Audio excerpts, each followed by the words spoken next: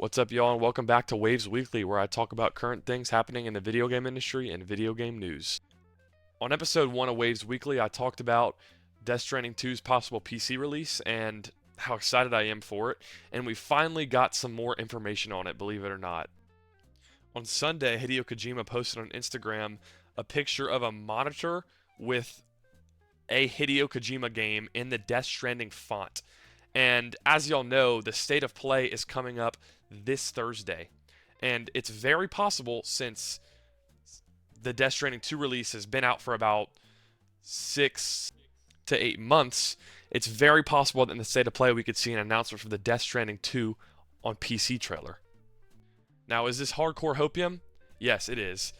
Ever since I made that Death Stranding unique gameplay video, it just made me realize how great of a game it was, and I really want to play DS2, and I'm super excited to see it. And I'm looking at all these comments, and other people are exactly like me. They want to play DS2 so bad because they first played it on PC, and I can't even wait, to be honest. And when you look on other things like ESRB, that stuff, it hypes me up even more. So I'm really hoping this Thursday that they finally just announce it and I could pre-order it, because I'm ready.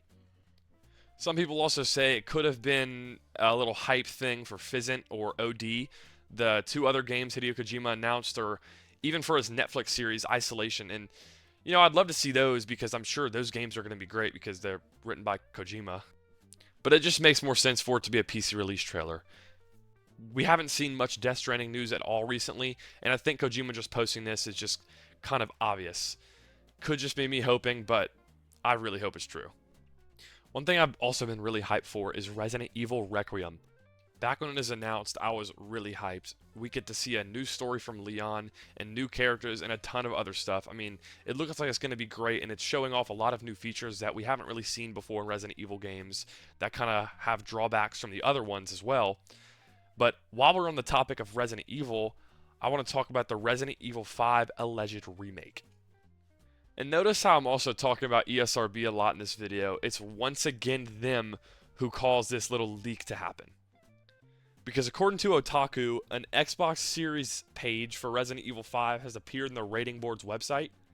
And it doesn't mention a PlayStation version, but the timing, like with the state of play coming up, is pretty suspect, because if y'all remember, back in the old state of play back in June 2022, the Resident Evil 4 remake was announced, and this could very well be the announcement for the RE5 remake.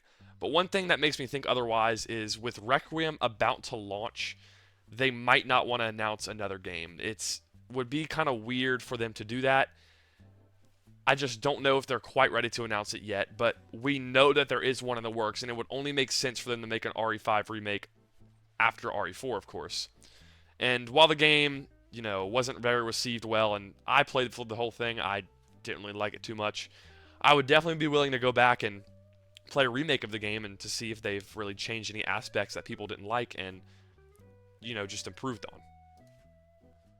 But one thing ESRB also did is they included the in-game purchases tag next to this Xbox Series rating or whatever it is. And if y'all know Capcom, they're a really big fan of dropping microtransactions with DLCs for their modern games at release. Like with Resident Evil 4, there was the Treasure Map expansion, and for Dragon's Dogmas 2, there was the Post-Crystal DLC. And while we might not get an announcement at State of Play, we very much know there is an RE5 remake in the work, and it just gives more hope for a new game like that. And honestly, I'm quite hyped. And one Resident Evil game that is also allegedly getting a remake is Resident Evil Code Veronica. That's a game you never hear of because it's pretty old, and it's more like a spin-off, even though it is technically a part of the main lore.